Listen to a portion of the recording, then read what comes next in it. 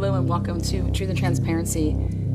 Good afternoon, welcome to the Transparency. What is up, Truth and Transparency? Not sure if this is working.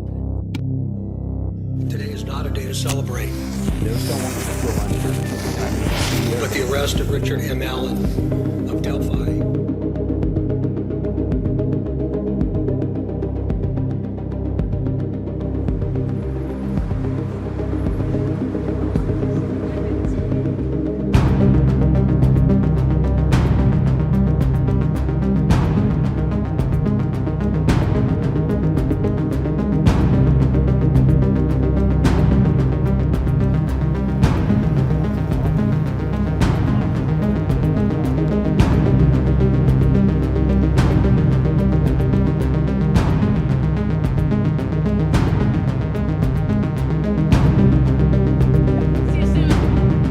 Take care, Miss Morgan. See you soon, Miss Morgan. Paparazzi, stop.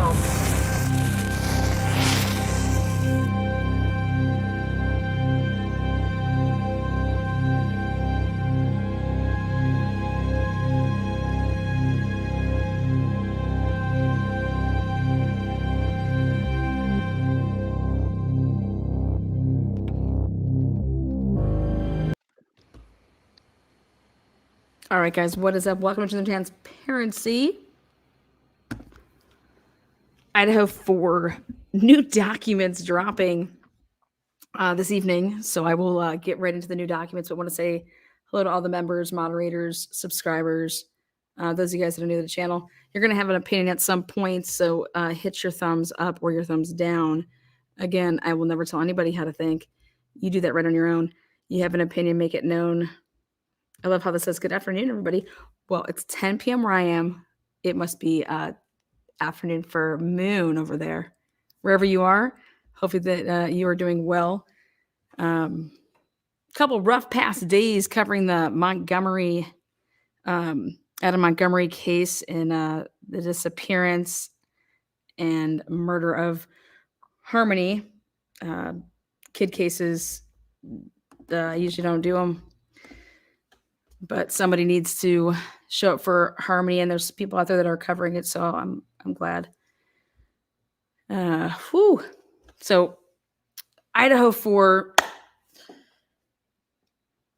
we got new documents that dropped today. They were uploaded not that long ago. We have a Touhy letter. Yes, that's FBI. And it has to do with the reason being is that the judge, if you guys can recall, Judge, in October 25th to be exact, Judge put this order in, okay? And at the end of it, he addressed, but it talked about the FBI. And here he said, yes, the FBI is going to have to turn over some things. Well, anytime that you're asking the federal government to turn over anything, you have to get permission. Those employees, whether they are present employees or past employees, you have to get permission to utilize anything that has to do with the FBI resources. Whatever, you have to get permission. You can't just be like, even if you get a subpoena, okay, yeah, here I am. It doesn't work like that. So look out 13 months. Uh-oh. Mama Hen 87, look out. But due to this order that Judge did, again, it came down October 25th. They had that, they ordered that, hey, Brian's going to go ahead and get some stuff. To be exact, we're going to have that in-camera hearing, but 100% the court said, well, the court has determined the discovery of at least some of the IGG information in the FBI's possession is warranted under Rule 16. The court, as discussed above, will conduct an in-camera review. So the court did make this decision. Judge 100% made the decision that at least some of that IGG information that the FBI had is warranted under Rule 16. So once he went ahead and did that, now the FBI, like I said, okay, then January 11th, don't know if you guys know this or not, but the order that Judge, after he reviewed the in-camera IGG, his order was sealed. Okay. So January 11th, 2024, this is the public order for disclosure of IGG information. And this was just a little spurt that we got. And he addresses it, hey, on October 25th, 2023, the court issued an order addressing IGG DNA. Now, and an order for an in-camera review. The state's motion to prevent it, like he was just addressing it. And then here it is. He went ahead and he has on November 30th, 2023, the state submitted to the court in camera all IGG information pertaining to the state's investigation from both the FBI and a private laboratory. The court has now completed its review of the information provided by the state and orders the state to discover to the defense a portion of the IGG information. So even after the in-camera review, then there was more based off of that in-camera review that Judge went ahead and said, you're going to get more stuff than he already labeled as getting when he did that order right before that here, October 25th. And then here it is, January 11th. Now, Ann Taylor, Bill Thompson got into a courtroom January 26th, had a hearing. It was talking about a multiple things. We discussed that last time. Now here we are, February 8th and 9th. Days would be February 1st, just a couple days after that hearing in Moscow that we all saw. The defense filed a couple different motions, change of venue, one of them. Very sparse, no. It was basically, hey, we want to change a venue with hardly anything in it. As well as they wanted to appeal the interlocutory that all came out. So that was what was filed at the beginning of February. This would be the objection to the defendant's motion to change venue and request for a scheduling order. Now, I'm going to only go in order based on the dates here. So this got uploaded and filed February 8th, just yesterday. And the main parts to take away from this is what the state is saying, and I'm going to zoom in, is that it's premature.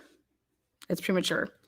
So the prosecuting office comes in and says, hey, we object to the defense motion to change venue as it is premature. The state requests that this court set a trial date. They just had that hearing, January 26th. Bill Thompson saying, hey, yeah, I don't see this happening until, it might be, summer of 2025. So here but Judge didn't want to set out a date that far. So here he's like, hey, we need to set a trial date, a briefing schedule for defendant's motion, a hearing date for the motion to be heard, and a deadline for supporting memoranda, affidavits, and witness disclosures sufficiently in advance of hearing so that the parties can adequately prepare. Defendant's motion to change venue is premature and without sufficient basis. Defendant has not provided the court with adequate information to conclude that a Latah County jury could not fairly and impartially decide defendant's case. Like I said, there wasn't enough. Where's the beef? There wasn't enough Wendy's meat. And I will agree with that.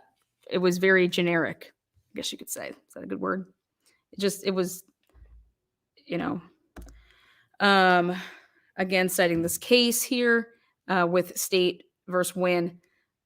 But the Idaho's appellate courts looked to several factors while determining whether a trial court exercised its discretion in deciding a motion to change venue, including affidavits indicating prejudice or an absence of prejudice in the community, and testimony of jurors at voir dire as to whether they had formed an opinion of the defendant's guilt or innocence based upon adverse pretrial publicity. Other factors for consideration are whether a defendant challenged for cause any individual jurors, the nature of pretrial publicity about the case, and the duration of time between that publicity and the trial itself. So they're kind of really going hard here with, we're not having a trial for a while, and that time lapse is another factor that the trial judge should consider not moving it because of the time that's going to elapse. Because publicity is not a standalone reason for a court to change venue, this court should decline to decide defendant's motion until a trial date is set, because we don't know when trial is going to be, and the court has heard adequate facts to enable the court to make a determination. Again, this is boiler. Obviously, I do believe that judge is going to make them give lots of examples, reasons, facts. The state respectfully requests that this court set a trial date. They are hard here again, trial date, and set a hearing date for the defendant's motion to change venue. Again, everything that we just talked about. I agree. There should be a trial date. That way there can be a schedule. Get the schedule. You need the schedule, and then that way everybody can stick to whatever it is. Next up, today, here come the interesting motions. Again, the motion to change venue and the response to it, very simplistic. Back out. Again, this was filed yesterday. I'm sorry, this one was filed yesterday at 4:40.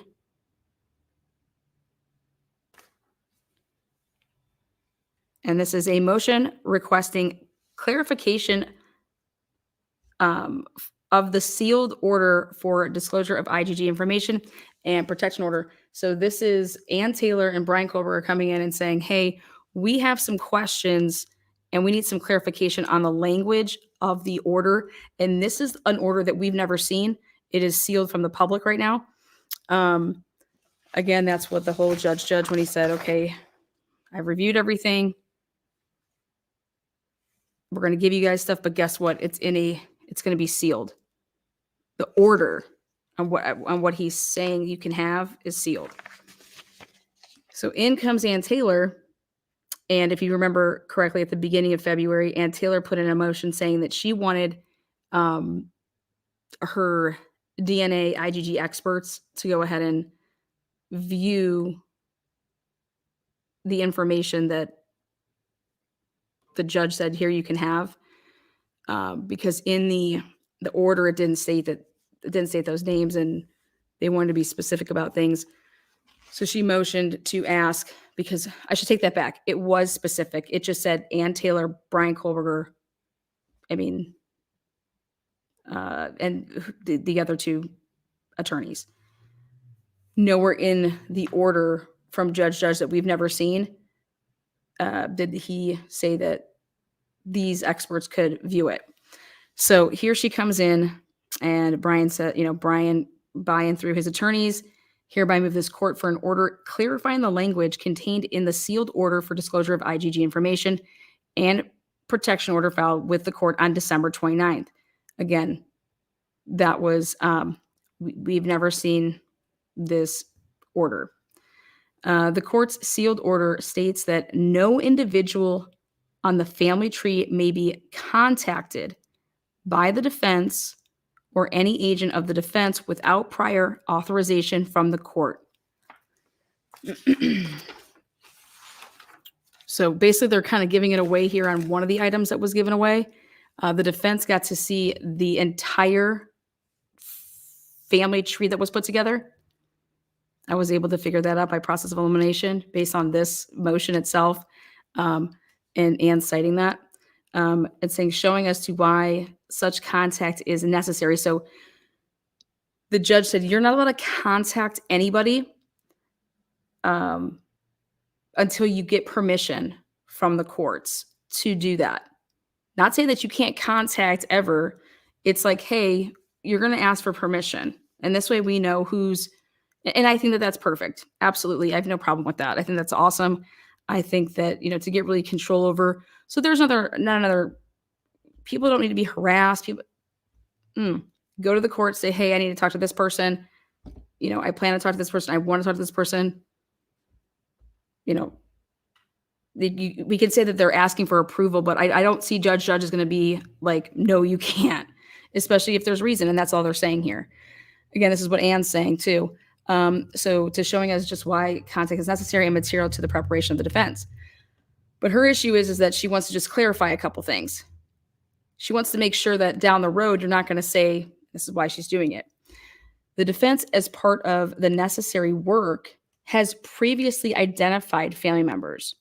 So like we've already identified family members, and now there's family members that are on this tree that you're saying we can't contact because they're under now this protection order.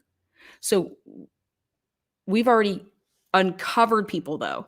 And so now that they're coming out and being on this family tree, are they off limits? She wants it to be cleared up because you could clearly see what she's saying.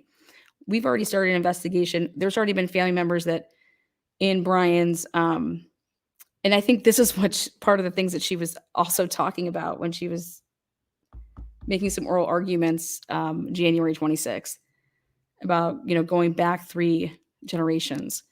But here they've already contacted people, and those people, or they have already, I shouldn't even say contacted, but we've already come up with and already had in mind to be contacting these people, or maybe they have. But now that those names have surfaced on this family tree, they can't be off limits. So she just wants this to be all cleared up.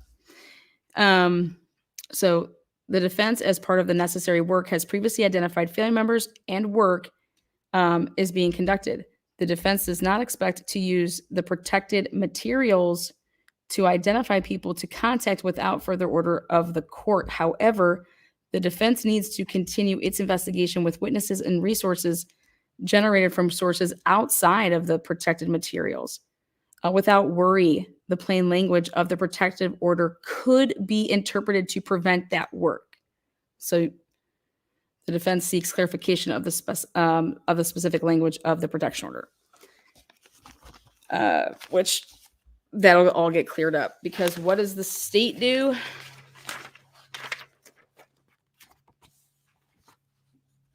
Let's see, we had the 8th.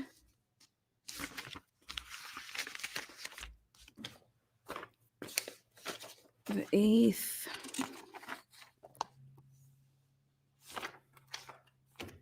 This is the 9th then.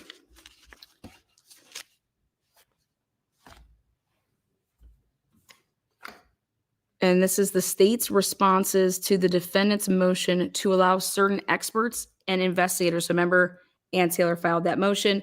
She wanted her IGG people, and then she was very vague about these criminal investigators. And I mentioned that. I said, who are these criminal investigators? We only know of one.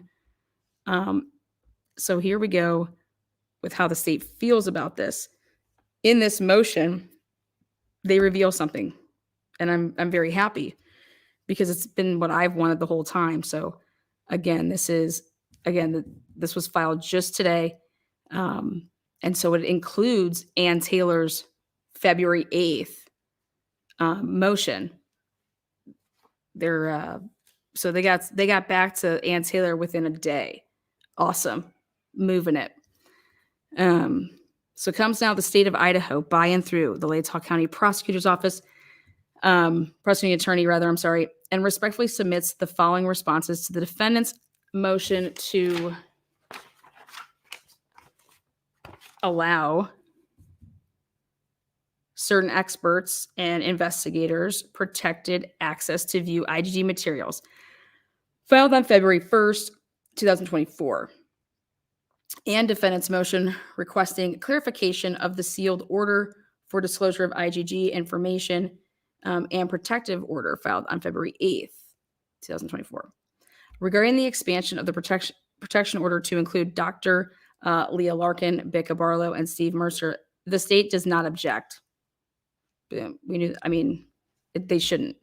So boom, let's all clear that up. Like, we don't even really need an order on that. Yes, we agree. Regarding the expansion of the protection order to include unnamed criminal investigators, unfettered across to the IGG material, the state objects. I agree with the state. I agree with these unnamed people, especially if you're following the Delphi case. I 100% think that this is very important. The disclosure, they can be those names, that name, however many criminal investigators you have. I think those names should be, that way we know who has it. If this leak went out, we know who did it. So the state has a problem with, you're not going to give us this. At a minimum, the individuals who will have access to any of the IGG materials should be named. Further, defense has failed to make an adequate showing as to why such individuals need the information for the preparation of the defense. Now, I mean, I don't know if somebody's, is your investigator. I think that all the material, that would make sense. It's like an expert witness that's going to testify as a false confession expert. You don't just say, hey, you're going to come testify for this guy to be a false confession expert. They're going to be like, yeah, we need to see the material, review the material, make a finding, put a report together. So you need the material. So I think that to say as to why the individuals and what she says she needs it for, again, this is some of the stuff sealed. We can't see it. But the defendant states that the information is requested to, quote unquote, investigate. So this is something that we haven't been able to see, but here the state leaking out a little bit of some of the stuff that's been sealed. The defendant states that the information is requested to investigate how and when Mr. Kohlberger was identified as a suspect. This is all I've been wanting, is this date, and it's all I've been wanting. I wanted this date. Well, it says that this information can be obtained from the Touhy letter from the FBI to the state dated November 28th, 2023. And I about shit when I saw that date.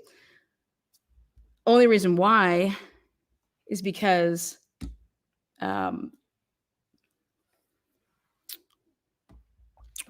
just because the date of the FBI letter is dated November 28th, 2020, when was that turned over? Because Ann Taylor legit got up in front of all of us and said, we still don't know if the car came first, if the IGG, the dates, how did you get to our client, those things, right? So here you have it, the state saying that this whole about how we got to this individual, remember that was a big part of the, January 26th.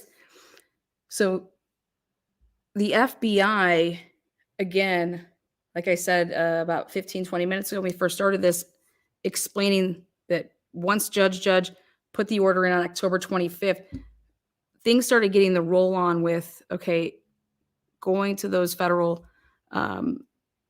agencies and you're subpoenaing, they have to get approval. There's things that have to be done. And it's when you want documentation of facts. So I'm not looking for your expert opinion. We're subpoenaing you for factual information, which would be a date is a factual, that's a factual piece. And that's what they wanted. That's what Judge said that they would 100% be able to get in October. And that's why the ball started rolling in terms of, why is there a Touhy letter? Well, this is why, because it's federal. But what Bill Thompson is saying right here is that there was a letter whenever it was turned over, just because the FBI, information can be obtained from the Touhy letter from the FBI, a letter from the FBI to the state. dated November 28th, 2023. Well, when did the state, well, did they just turn it over now? Was it turned over? I'm just curious if it was turned over before January 26th of that, for that motion. Because they're saying that in this letter, that information's there, which is they request investigate how and when Mr. Kohlberger was identified as a suspect.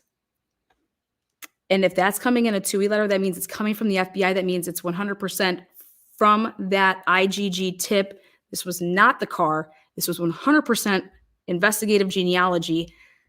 And this is the date that I've been wanting.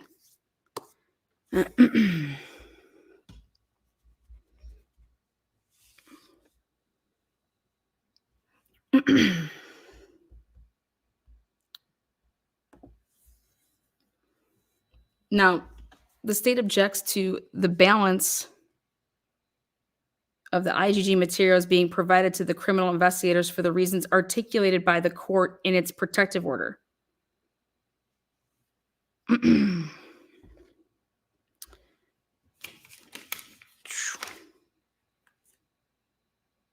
Regarding the defense's motion requesting clarification of the sealed order for disclosure of IGG information and protection order, the defense experts or investigators should not be allowed to use the protected materials to identify individuals or witness to contact without prior authorization from the court.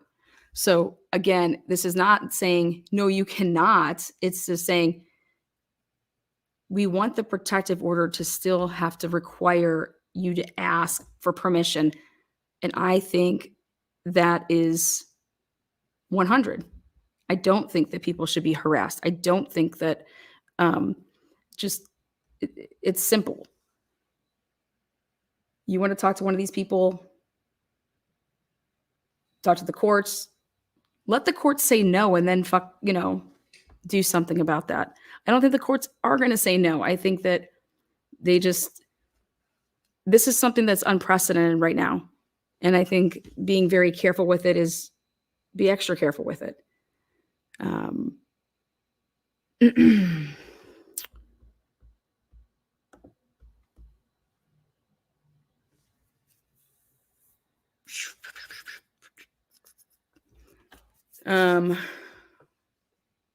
They want them to show, I think it's going to be a simple cause. I don't think much is going to have to go into showing just cause as to why you need it. This would not prohibit the defense from contacting potential witnesses learned through sources outside of the protective information. So I think the state's being so reasonable, hey, absolutely. If you have other sources that have gotten you to wherever you've gotten with stuff, I think that they're probably just going to say that those sources may have to be revealed to make sure that you guys didn't break the protective order, if that should ever happen. But I don't see that being an issue. The state respectfully submits that the appropriate course of action would be to amend the sealed order, and I would agree, for disclosure of IGG information and protective order to allow, Larkin, Barlow, Mercer, access to the IGG materials disclosed to the defense. The criminal investigators seeking access to the information should be named, I agree, in the order, and those investigators should only be allowed access to the November 28th, 2023 letter provided to the defense. And the reason why right now they're saying that is because of what Ann Taylor said that she needed from it, which was how and when did you get to, identifying Brian Kohlberger? Because in none of the discovery that you've provided is it making sense for lack of her 20-minute spiel. So that's how important that letter is in terms of the information. And so it has, I believe it has the lab. I believe it has the names. I believe it has the dates. And today we can just 100% mark it off the list. Guys, IGG 100% was first, came first. If there is no sheath in this case, there is no suspect. There is nothing going on with this case right now. Period. I don't care what anybody says. That's my opinion, and I have it strongly backed by hours upon hours upon hours of research. So that sheath is that valuable then. Because I just don't believe that it, like I said, then you're working backwards, which is, in a sense, the reason I say you're working backwards is because that on its face isn't, it's a tip, right?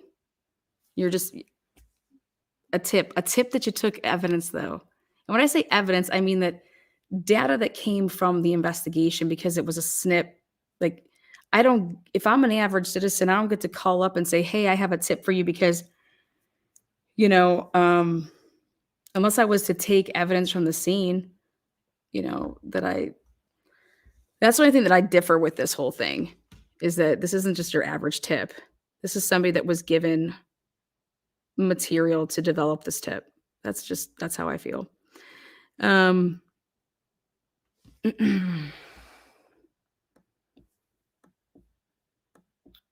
think it's just suspect that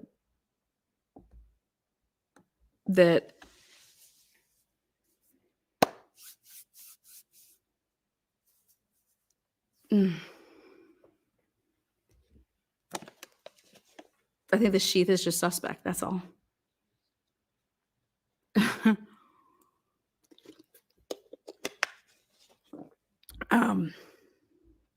But today, with this document, we now know 100% Brian Kohlberger, that name, his family name, his, however it's going to come out that they eventually got to Brian Kohlberger, it all began with IGG. It all began. They don't have, so that would mean that there is no witness out there that, like Dylan, like a Bethany, that said Brian Kohlberger in any of their any of their interviews that could have possibly come before the name Brian Kohlberger came with the IGG tip. Maybe if they were to ask those people after they got that tip, hey, do you know a guy named Brian Kohlberger? And let's see where that goes, right? But what came first was the FBI turning over, and did they turn over the name Brian Kohlberger, or did they turn over, look into this family? I'm curious on that. I'm curious if the name Brian Kohlberger was said, or was it this family name? Curious on that.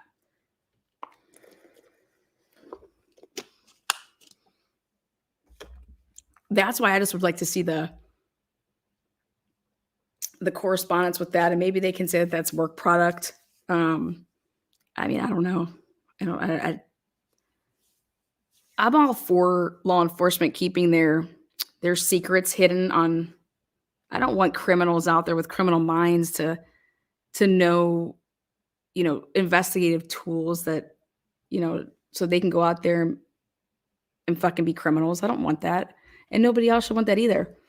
But as transparent as we can be, I think that that's really important.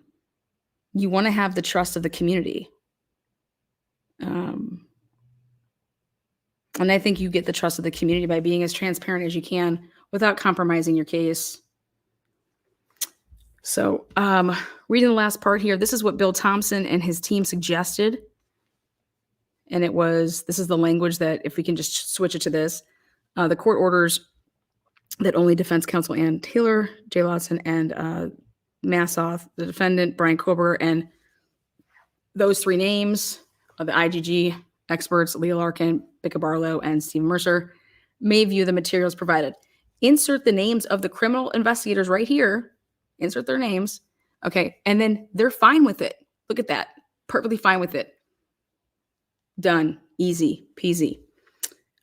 May view the November 28th, 2023 letter contained within the materials. Any further dissemination of the materials or the information contained within the materials must first just be approved by the court after an adequate showing by the defense as to why such information is necessary and material to the preparation of the defendant.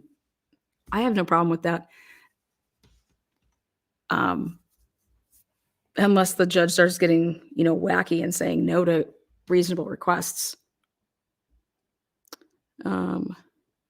Additionally, no individual learned solely through the review of the materials shall be contacted by the defense or any agent of the defense without prior authorization from the court after an adequate showing as to why such contact is necessary and material to the preparation of the defense. Now, my question is does that work both ways with the prosecution? Do they have to disclose if they're going to go and hit up one of the people, right? That would work both ways, right? Shouldn't it? I believe in fairness, as fair as we can be, right?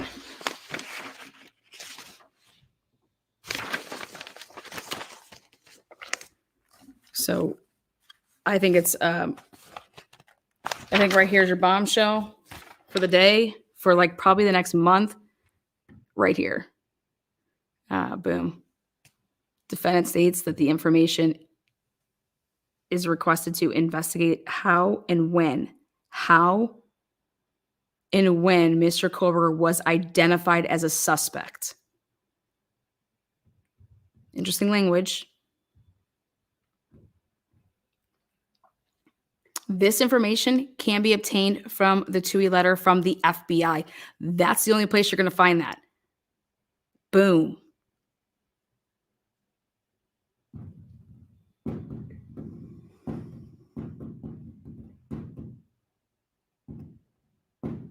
Fucking crazy. And you neither I just wish, and I think we should just ask ourselves this because all these experts, all these FBI, Jennifer Coffin, never. Oh my God, that car's gonna be a treasure trove. They were expecting all of it. Like this is FBI saying that we should have expected this. And then none of it's there. Or according to Ann Taylor, none of it's there.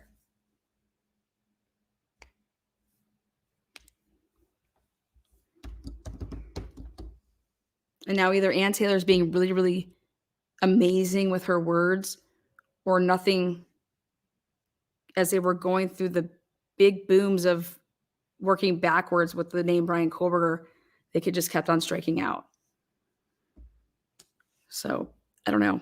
We'll see. But I got a huge answer. If you guys have been following this channel, when I say this is what I thought, 100%. There's no way that you got there with the car because you were fucking up the years left and right. And then the videos that you all were seeing. And then I'm sorry, but to place and to say that the one car on WSU's campus from different camera is the same one that's on Moscow's campus, how many miles away, at a very large time frame off. So I do know that it takes a long time to go through data and watching everything. So people can say well, the more time that the prosecution has to prosecute the case, it's only going to make the prosecution stronger. I'm shocked that that not a lot of things were obtained before the arrest of Brian Koberger. But they had enough, which is probable cause, to get that arrest, and they maybe deemed him that dangerous that we have to get him off the streets, which I think anybody that can just go into someone's home in the middle of the night and stab 4 people like that and walk out and just go about their days like nothing happened is you need to get that type of person off the street. So at the end of the day, we want justice for 4 victims and their families and their friends, right? And I'll be the first person to tell you that you are innocent until proven guilty. But I'll also be the first person to say, once I see that evidence start to turn from innocence to guilt, I'll be the first person to say that as well. Fuck, no way am I going to let some, because I think that something's sketch right now and how they're doing something that's never going to cloud my true belief. I would never be like, yeah, it's okay.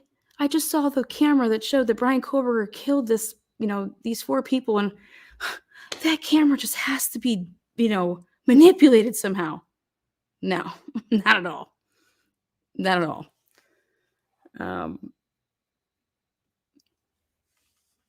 When you start to deny the obvious, that's when you're biased. So now that we got the paperwork out of the way, just like this case, I believe this case is very similar to Delphi. I think that this case is very similar to Karen Reed. I think that there's a reason that I choose to cover certain cases. And if a case is all nothing to see here, everything's good, there's no reason to cover it for me.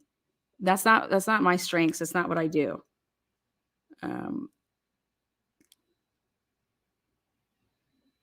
If something just walks and talks and looks like shit, you know what I mean? Like, but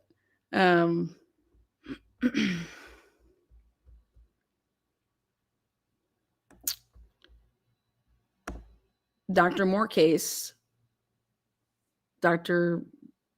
Brian Drake, Dan Moore,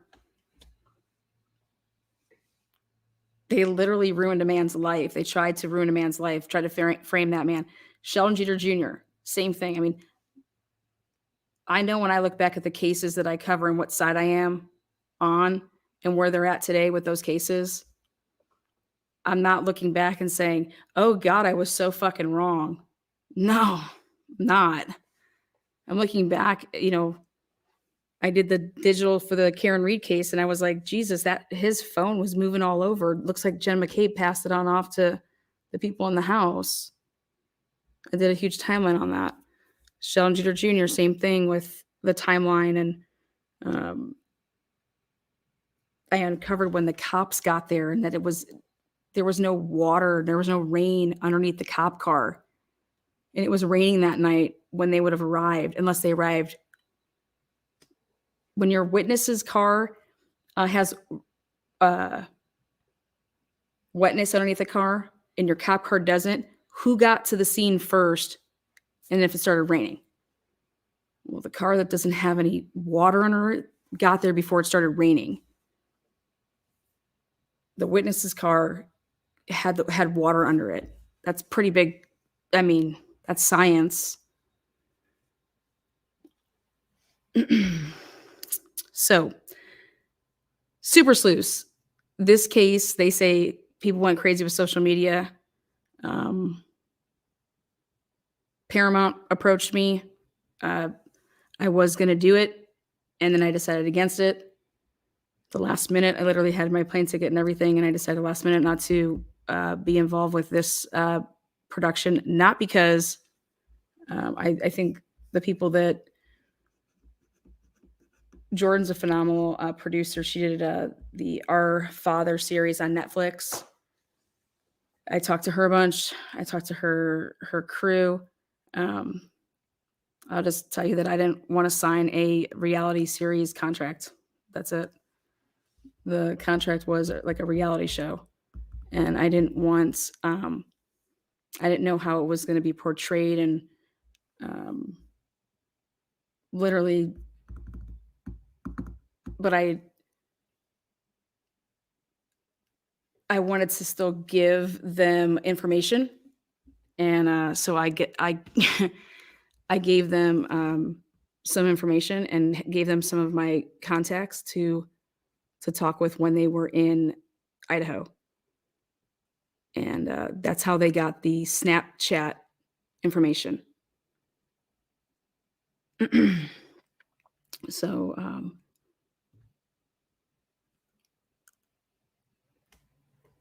that's all I'll say about that. But it was just a personal decision. It was.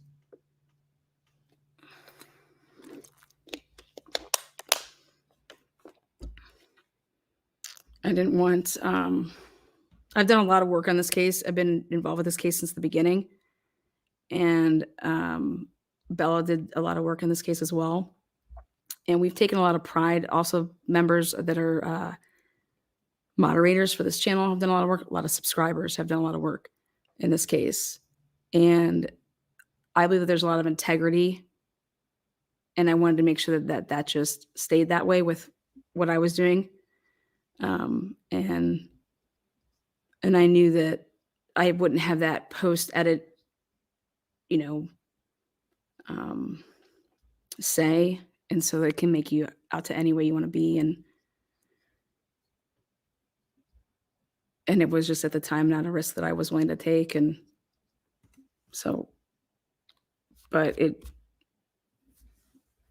like I said, it was a personal decision, and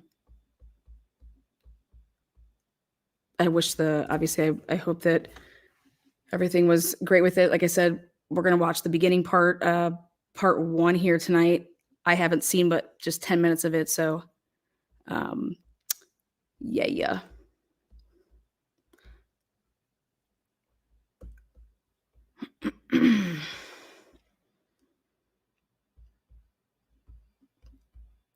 So I don't know if you guys have seen any of it. If you guys want to stick around and watch some of it, want to say thank you for always showing up here. I know that a lot of you guys started watching the channel because of this case. I'll be going back to Idaho here real soon. I've been doing a lot of stuff that takes hours upon hours, so I've been extra tired.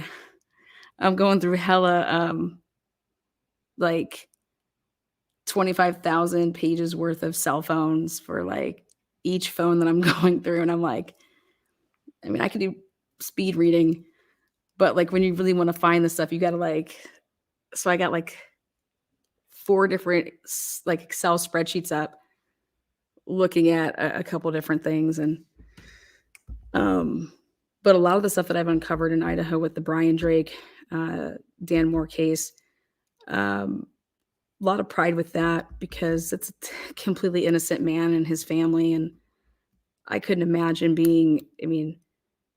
giving so much to that community and then people just shitting on you in that community that are supposed to protect you. And I know people can say all the time, well, how could you confess to something that you didn't do?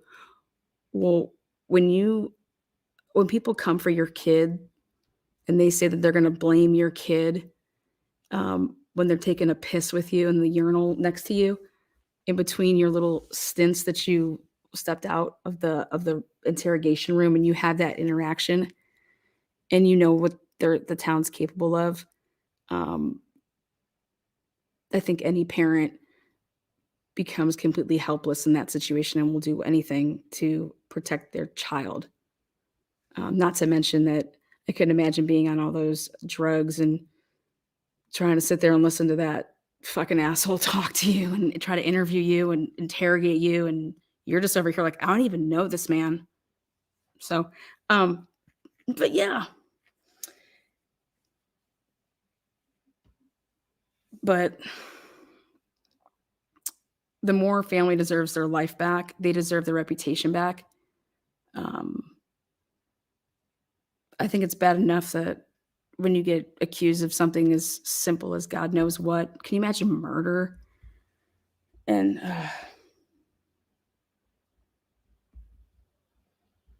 so anyways, so yeah, Idaho, a lot of my time goes there. That's where I wanted to go. Indiana with the Delphi case, did a lot of work in that case. Pennsylvania, I'll actually be in PA here, and trust me, I hate fucking going there. I think Denver still has top spot of places that fucking you can't pay me to go. Denver, Colorado, definitely spot number 1. And I feel bad because I got a lot of followers from Denver or that area in Colorado, and I love all you guys, but I just don't need to be going to that state. fucking crazies out there though. I think it's the lack of oxygen. But yeah. But Idaho's so beautiful. And every freaking person that I've met that lives in Idaho is fucking awesome. You know, just like every person I met in Pennsylvania is fucking awesome. I hate the area of Beaver, but I love the people. You know, I'm telling you, awesome people. That's what life's all about, though, people. All right, let's take a look. Here it is, Cyber Sleuths, the Idaho murders.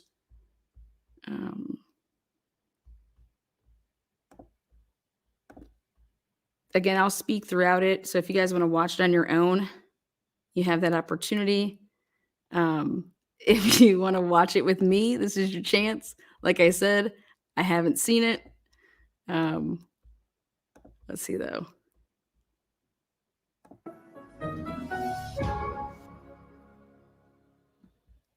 You know, a lot of people in the beginning, when they heard that, hey, hi, welcome back, everybody was like, oh, where's Kaylee at the grub truck earlier? Like, why is this guy saying, hey, welcome back?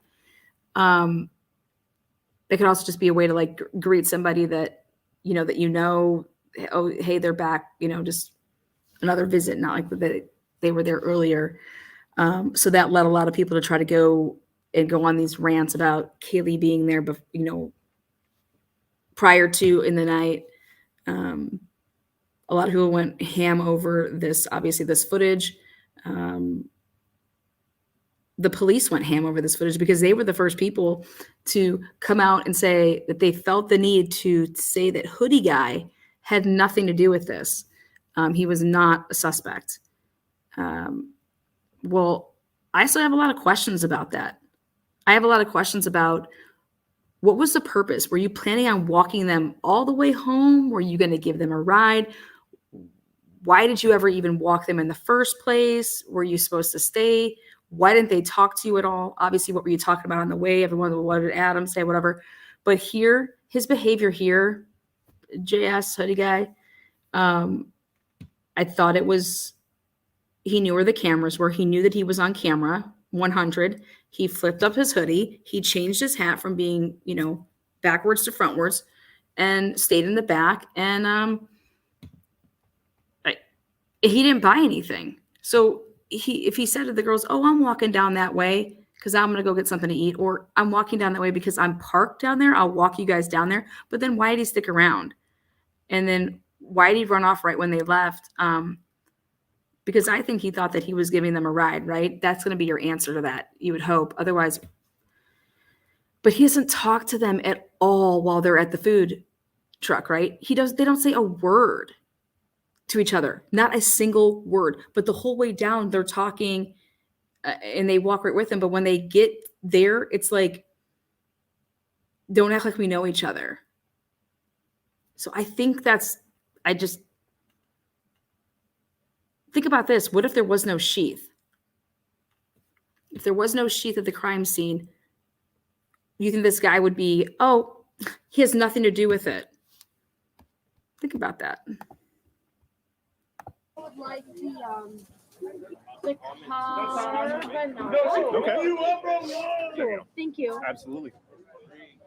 And then this guy right here, who's got the coffee sweater on. What the fuck's the coffee place? He's the guy that was meeting up with the guy that stole the sign. He changes his shoes. A cop notices that he has a huge knot on his head. I was able to get that body cam footage and reveal that that night. And he asked him where the red, it was a welt looking thing. Oh no, dude, I got that weeks ago. People were analyzing this video once I put out that body cam to see if this guy had, what his head looked like. I think it's worth checking into to see if you have any witnesses out there that would come forward and talk when he got it and things like that. Shout out. I just feel like this. I feel like that guy wasn't in the know. And so they totally didn't talk to him while they were at the grub truck. I feel that this kid, if he was so dismissed by these girls, and so I just think that was huge disrespect. Like, they didn't even say that they were leaving. You know what I mean? Like, that's just like a respect thing. This guy waited for you and you just totally dogged them. Do you think that that's somebody that you're going to tell a goddamn thing to, and him to know anything about what the hell you're doing in your life if you don't even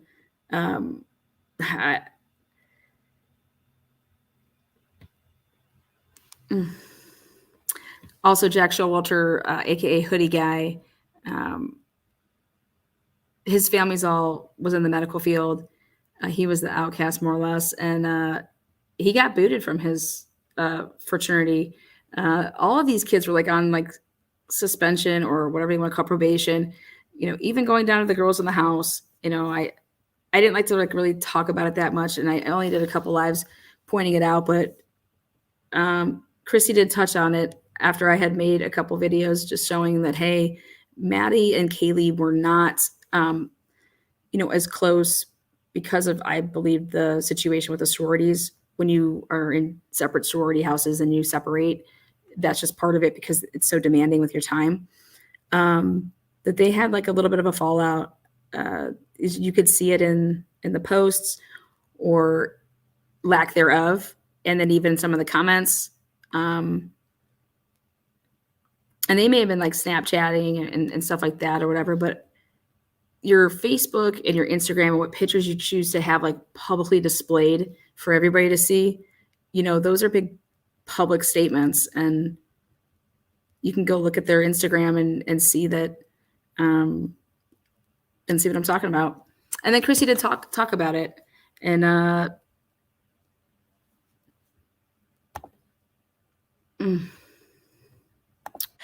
Jack. see, a lot of people, you guys can go check my videos out. I was never on the Jack Decor did this ever band. What I've always thought is Jack Decor has been the little birdie of information, and who was feeding information based on what he was interviewed and the questions that they were asking. He relayed all of that stuff to the family. Jack Decor knew all those people that were living in that area. So whatever Olivia wanted, like, hey, who lived here, who lived here, who lived here? Hey, you need to talk to that person. I believe that he was, and should been, getting the family whatever the fuck they wanted and needed. And that's exactly what I think happened.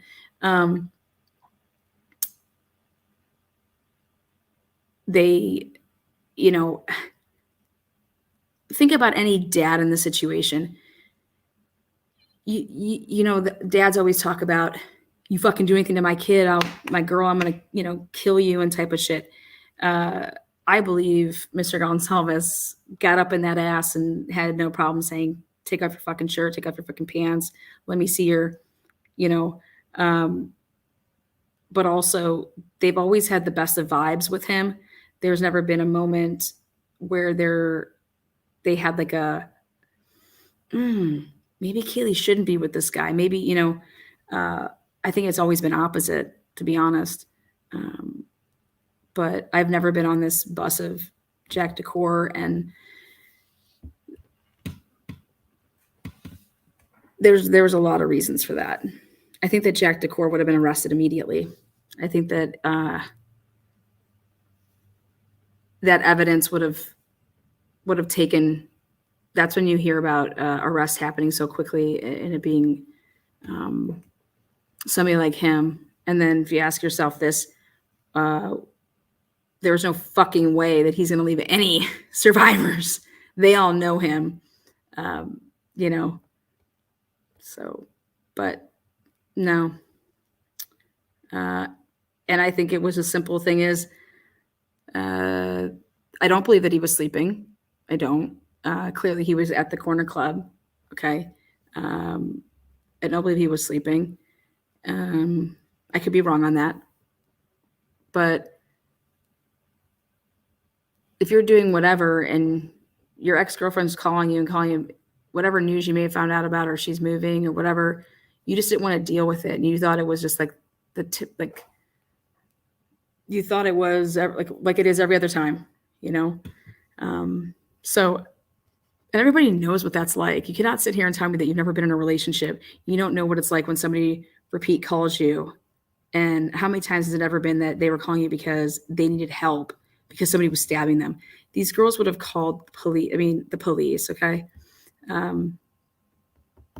When you're talking about like, I believe that. I don't think that Kaylee would have been calling Jack D to help her in that situation. Sorry, that's not what I believe. That's just not what I believe. And when you're all in college and you've been drinking and, you know, maybe Kaylee wanted to have sex, just like every guy wants to have sex. Girls, same thing. So I was never on that. How many times that bus. night? Before their I do try to vet my shit. I'm not. I don't wake up in the morning and say to myself, "What the fuck can I tell my audience today that'll just like?" I just think that that's fucking crazy. Let me just go out and buy a projection to then lie to my audience when I'm showing them documents. And come on. But there are people out there like that TikToker that was saying that it was the professor. I mean, I haven't even been following that. Is that thing still even going on? This person, it could have been that person, it could have been whoever. No one is out of the question. People want to say, why would you question this person, that person? Well, the fucking police did, so why can't I? Citizens arrest. All for it. I feel like the big question we need to be asking is, where the fuck are the roommates at? Yeah. So the other two roommates were there at the time of the attack? Yes, they were. There were 2 surviving roommates in the home that night. A 911 call was not made until 11:56 a.m. So you have other roommates in the house when these 4 were murdered, and they didn't. And I'll go back saying this, you guys. I'm telling you, I have no issues with the call being at 11:56. None, because when you go to bed so late, you wake up. You know, that's fine. The issues I have is that once the probable cause came out, and now what you're fucking trying to tell me that you think that this woman is in a frozen stock fate. Excuse me? No. You're telling me that there's defensive wounds when you guys first came out and said that these people were all sleeping. Now we find out that no, people have defensive wounds. Now all the victims are in a room with somebody else. The people that were actually not in a room with anybody, they're fine. The details that started coming out is the issue I have with these two not doing anything, not thinking anything. Again, saying that you're waking up and you hear something, there's no way that you woke up at 4 o'clock and then you basically heard all the murders happening and you thought that that was nothing. I mean, I don't care. I was there. That area is so small, dense, on top of each other. Everything echoes. And I could yell across from where I was at Linda Lane and literally say Bella's name, and she heard me. And I wasn't even trying. If that guy left the slider open, or whoever this was, and that slider was open and everything's carrying out, which I tend to believe that a door was left open if there's no handle turning, blood opening, slider. So I don't.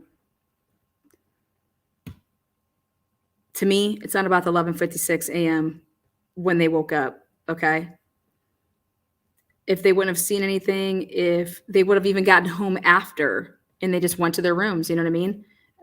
But the thing for me is you're saying everybody's awake basically. And I got a problem with that. And that here still, they aren't even the ones to call 911. Technically, they call other people over. That's their own words. That's the police. Are the police lying about that? I don't know. Their phones are going to say it all, though. Their phones are going to say, are they up and are they walking around? What are they doing? Was their phone turned? Was it not? We're gonna be able to see. But if you don't have if you don't have a really good expert that goes through all that data and lays it out on an amazing timeline, then you can testify to whatever the fuck you want until you're challenged on cross-examination with facts, meaning data of those girls. So they can testify and say whatever they want until faced with, here's your data on your phone. And it says that you were up all night walking around and you took like 1,000 steps. So what were you doing? Walking in place in your room? Things like that. Or if that's not there, then it's not there. You had no problem going right to bed.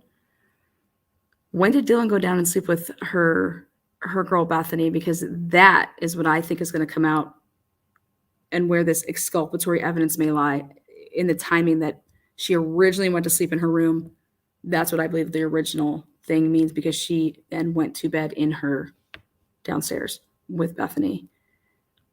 That's the only thing that makes sense to me on where Bethany is coming in with this exculpatory evidence for the defendant, which is Bethany saying what time she thought Dylan came down there. Even if it was way before that. Call the police to hours later? This is not adding up. There's something fishy about this case. We don't know why that call came in at noon and not in the middle of the night. I would like to know all your guys' opinion on that. Do you guys think that the body cam, I think I told you guys all of this, that I don't know what these reporters were doing. I don't know what mainstream media was doing. But they went and physically got the reports. They knew about the reports, but they never put any, I don't know if they never asked for the body cam and dash cams. But do you think that those body cams are helpful, or doesn't matter to this case? Do you think that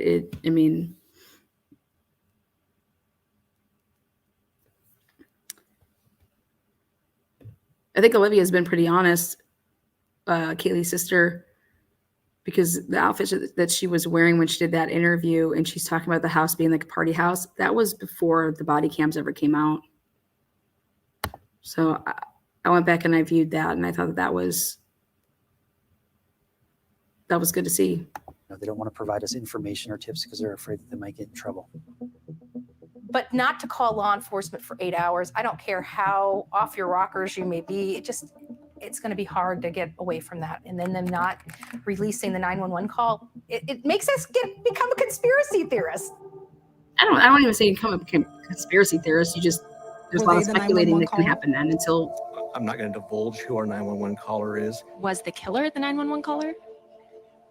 I will tell you no. Why haven't they released the 911 call? At this point, what difference does it make? Wait.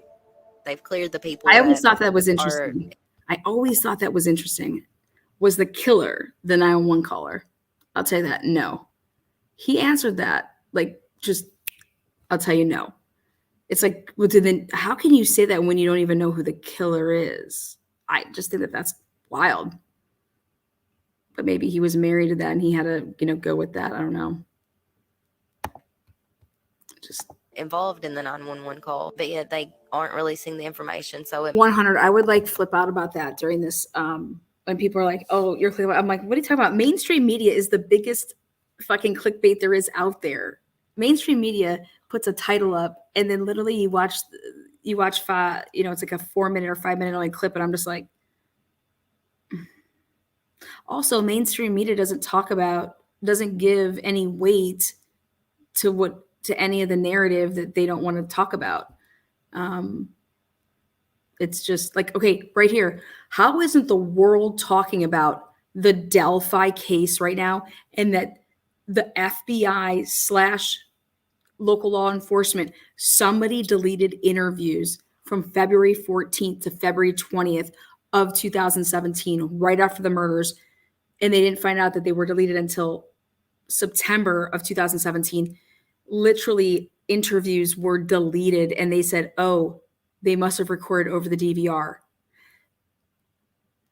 This is a double murder. What do you think Mr. Gonsalves would do right now if he was to hear that video interviews of his daughter's homicide was deleted? How is nobody talking about this right now? Richard Allen, he's in prison. He's not in jail. He hasn't even had his day yet in court. In prison. Mainstream media should be all over it. The Karen Reed case, we got to like beg for mainstream media to show that they have John Keefe's body looking all mangled like an animal got at him. Went 10 rounds with Mike Tyson and then some. But y'all think that this woman backed into him and that this, give me a break. Give me a break. And it's like, I thought the whole reason for media was it's like to keep everything that's going on in our government like at face value. I thought that's what it's supposed to be. Oh, that's right. Then you start realizing it's about money and the different, it's just like, are you a Democrat or are you a Republican? Fuck you, dude. I am a situational, independent person that based on the situation, I have a brain. Okay. Y'all want to label everything. Fuck you and your fucking labels. No, it's fucking propaganda, political bullshit. That's all it is. And all the media is owned by somebody. All the media is eventually owned. Somebody's running it. You know, somebody's behind it. And it's not what it's supposed to be anymore. And that's why nobody fucking watches it. But then they're the ones that are getting always like the nods to say, okay, you can be the for the pull camera to live stream this court case. We give it to Court TV, or we give it to, you know, it's ridiculous. Absolutely ridiculous. But guess what? You want to know what all these people are doing? The mainstream media is, they're coming on over here to where YouTube. And now they're running all their fucking stupid shit over here, right? That's what's happening, right?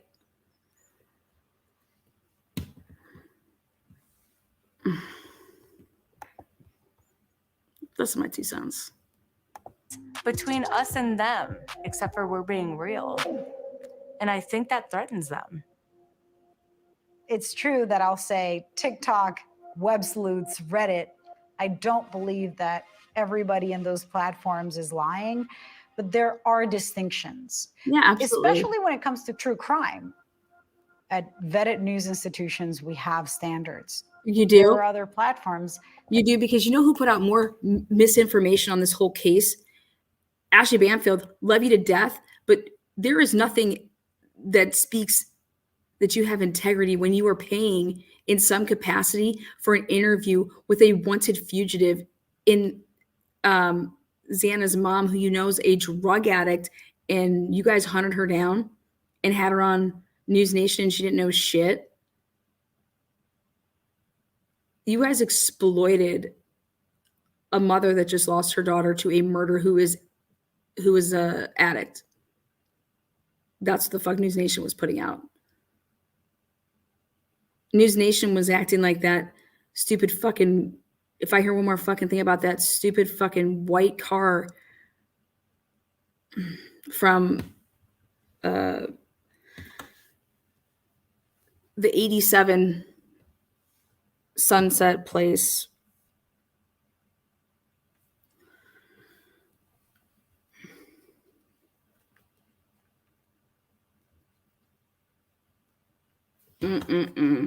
No.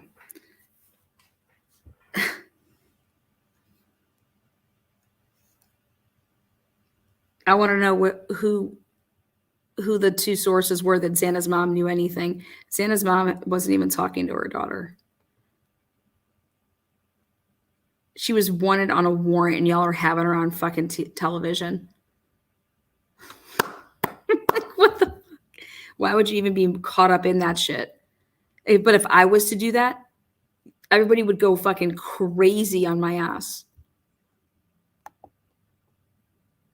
Allegedly, or this is just a theory. I'll say whatever the fuck I want. Sue me. This is truth and transparency. I think that everything that I say is my opinion, right? It's my fucking podcast. I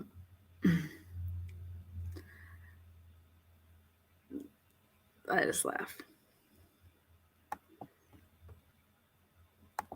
And if I post a rumor, I'm going to say it's all rumored. And as long as we're not saying anything matter of fact, when we don't know it's a fact, what are you going to do?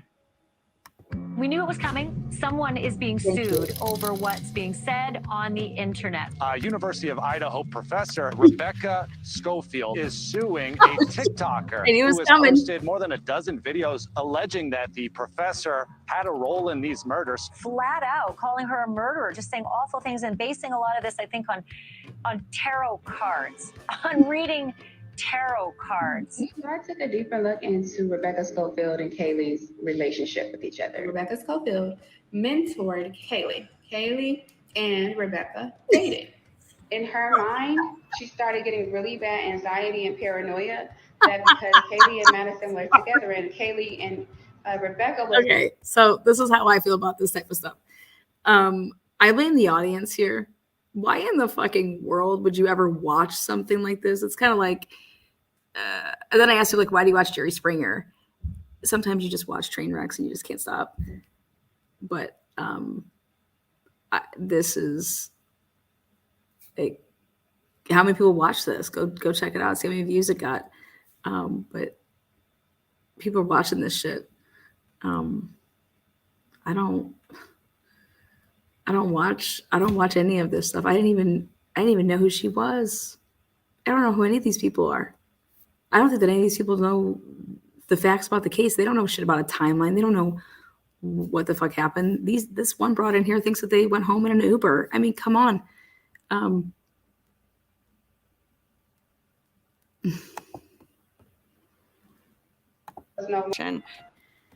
Okay, so for me, true crime, I followed the O.J. Simpson case back when I was younger with my aunt. But for me, it's always been, when you hear of stories, you're just like, how did that happen? Why did it happen? How does something get to that point? What can we learn from, like, life's all about, like, learning from other people, learning from your own mistakes, things like that. And but how does this stuff happen? How didn't you know that this person was a fucking psycho? Things like that. Or where are things going wrong? And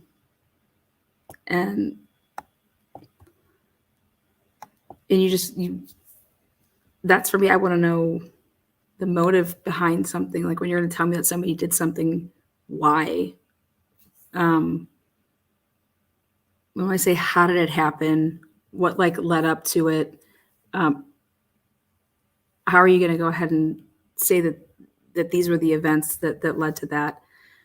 And then, back in the day, they didn't have, like, DNA and everything the way that it was, and none of this type of technology. And so that we have today. So when you go back and you look at the older cases and you're just like, dude, committing crimes probably was a lot easier. Like, what did you truly have to track somebody? And how many people were thrown in jail, in prison, because of the color of their skin, because there was racist people out there, whatever it may be that you're, prejudiced and biased against. But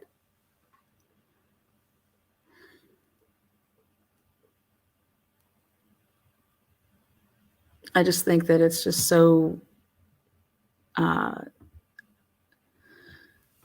unfathomable, some of the stuff that people do. And you're just like, how you kind of just, not that you're just so rational that when you try to, like, how do you rationalize an irrational person? Well, were they always irrational? Was it a passion, like, do you believe in someone just snapping?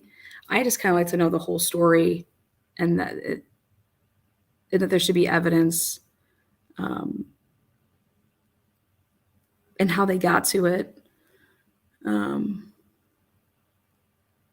that people should be praised, the ones that do it the right way, and those should be the ones that are teaching the rest of the world how to do it. And I was talking to somebody, and I don't think there's enough praise in that part of it with the people that are the good detectives, and because there's a lot.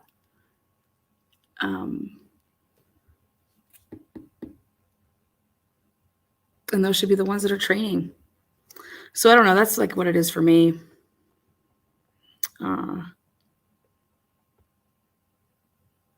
But this shit, I don't. What can I say in 60 seconds so that I can make a video? I don't know. That to me seems too like entertainment-ish. Because so far there have not been any repercussions. We didn't know fact from fiction at this time. You got a lot of stuff coming in on 4chan, which are all and not good. It's overwhelming sometimes with the amount of information that comes. Okay, so can I tell you guys what I think about that? How damn dare you think that you can call in a tip on a case and you know really nothing about it? Like, I'm sorry, but like, who the fuck do you think you are? Ask me how many fucking tips I've called into the FBI for the Moscow case. Ask me how many times I've called the Moscow Police Department.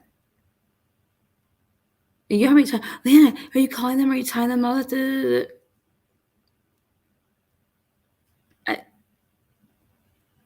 And these fucking idiots calling in God knows what. Like, you are a problem. And I think that you should be in trouble for that. I'm sorry, but you should be so in trouble for that. Like, I just want to say, who the fuck do you think you are? Who the fuck do you think you are to pick up the phone and call the tip line knowing damn well you know dick? Fuck you.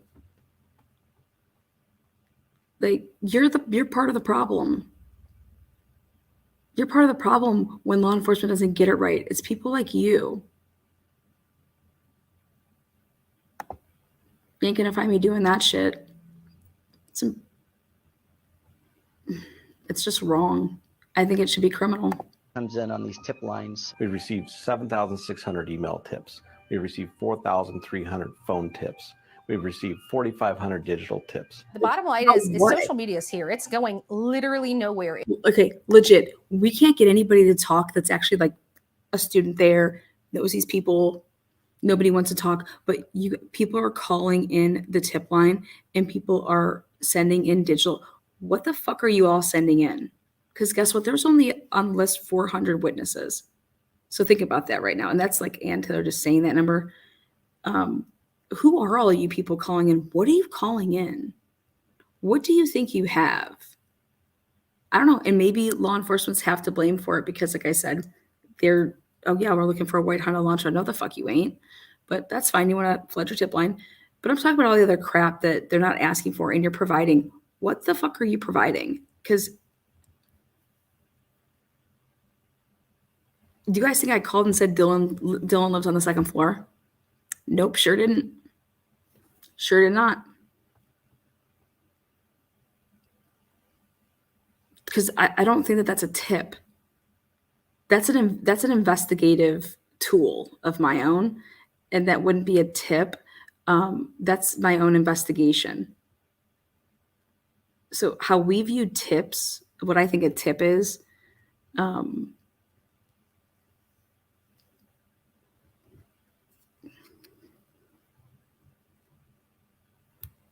but I think that probably all of you guys out there would be like, well, I would have called that in.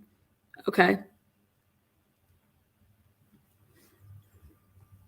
I feel that they have the crime scene. They have all, like, they're developing the discovery by pulling everything. They have all that information. If they can't fucking figure that out on their, if I figured that out, then I felt that they knew that.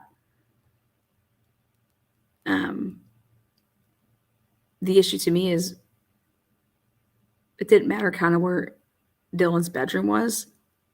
It mattered what Dylan said, because just like how where Kaylee's bedroom isn't where Kaylee slept. So because they never said that they just said the two survivors were sleeping downstairs. They didn't say in their, did they say in their bedrooms? I'll have to go back and check. I've just done so. But I just felt like, I feel like these tips, what the fuck are you calling in for? Tipping what? Saying what? It's moving at lightning speed. And they. All right. And that's going to be next. Again, this was my part one of the, I haven't watched any of it. I said I would watch it live and tell you guys my thoughts and opinions and as I went through. So this wrapped up the first part of, like, there's 3 parts. But fuck that. Thank you for that, Bullhorn Betty. Give a shout out. Again, thank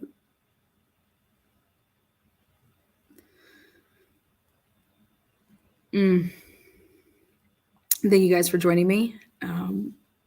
Again, check out the beginning of the video to see the new drops with the documents. Thank you, moderators, for modding. Thank you, members, subscribers. You're going to have an opinion. Hopefully, make it known in the comment section. We'd love to know what you guys thought of the different points of the video, like I did. Lana,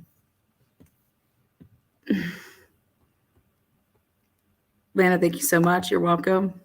You guys are all welcome. I don't have access to that, so I really appreciate you sharing it with. Absolutely. And please go watch it yourselves. I mean, I don't want to take away like other people going and watching this. I want to give credit where credit's due.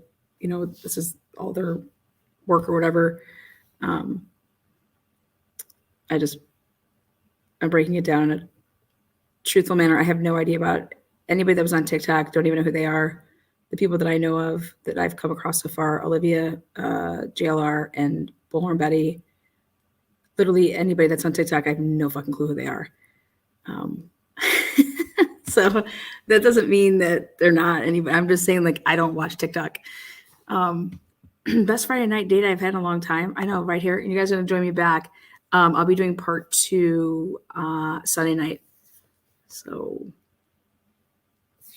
after the Super Bowl. Yeah, something like that.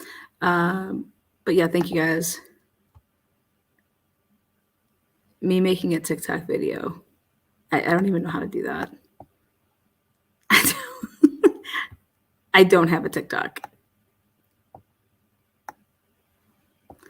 I do talk fast, so like I could probably get a lot in 60 seconds. But man, how fast can you read this document? So yeah, part 2, I guess we're going to go into the arrest of Brian Kohlberger. That's kind of where this is going. So part 1 was the background of the people that are the main people. The start into the investigation. And then part 2 seems like it's going to kick off right where the arrest of Brian Kohlberger was. So,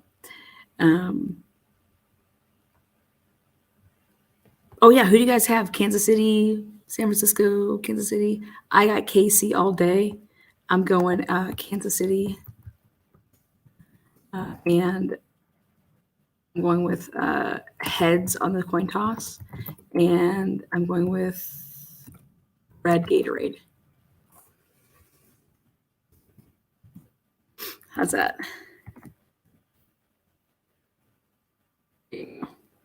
And I'm going to have a pick on the over and under. Oh, and the other one is I do believe that the singer of the national anthem will go over on the length of the song.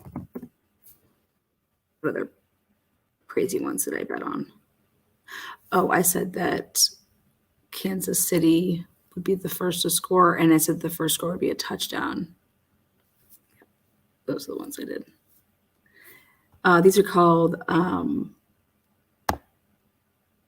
Are they like superlatives? I don't know. They're called something though. Did you know that one of the bets are is if Taylor Swift and Travis Kelce would get married at the Super Bowl? Like, the fuck? Taylor Swift proposal on the 50-yard line. Yeah, something like that, right? Yeah. We hit a $800 prop. Yeah, prop bets. That's it. It's a prop bet. What'd you bet on there for the plus 800? I would love to know that. What were some of the other ones? Yeah. All right, guys. Take care until we meet again. Good night. Good night.